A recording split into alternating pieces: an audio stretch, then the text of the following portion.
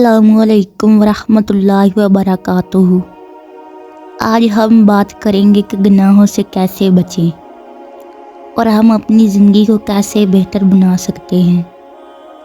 گناہ ہماری دنیا اور آخرت دونوں پر اثر ڈالتے ہیں اور ان سے بچنا ہی اصل کامیابی ہے۔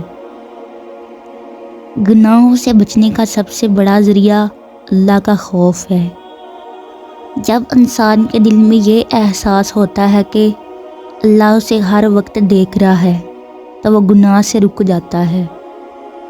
قرآن مجید میں اللہ تعالیٰ نے فرمایا، جو اللہ کا تقوی اختیار کرتا ہے اللہ اس کے لیے راستے نکالتا ہے۔ اس لیے ضروری ہے کہ ہم روزانہ اللہ کو یاد کریں، اپنی نمازوں کی حفاظت کریں اور اللہ سے اپنے دل کو صاف رکھنے کی دعا کریں۔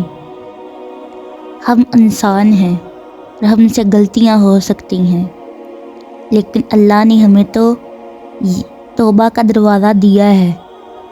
گناہ ہونے کے بعد فوراً توبہ کریں اور اللہ سے معافی مانگیں۔ ایک جگہ اور ارشاد ہے، اللہ ان لوگوں سے محبت کرتے ہیں جو توبہ کرتے ہیں اور اپنے آپ کو پاک رکھتے ہیں۔ اپنے دن کا اختتام ہمیشہ استغفار کے ساتھ کریں۔ استغفر اللہ ربی من کل ذنب واتوب الیہ۔ گناہوں سے بچنے کے لیے ہمیں اللہ کی طرف رجوع کرنا چاہیے اور اپنے اعمال کا جائزہ لینا چاہیے۔ دعا کریں کہ اللہ ہمیں گناہوں سے بچنے کی توفیق عطا فرمائے اور ہماری زندگی کو نیک اعمال سے بھر دے۔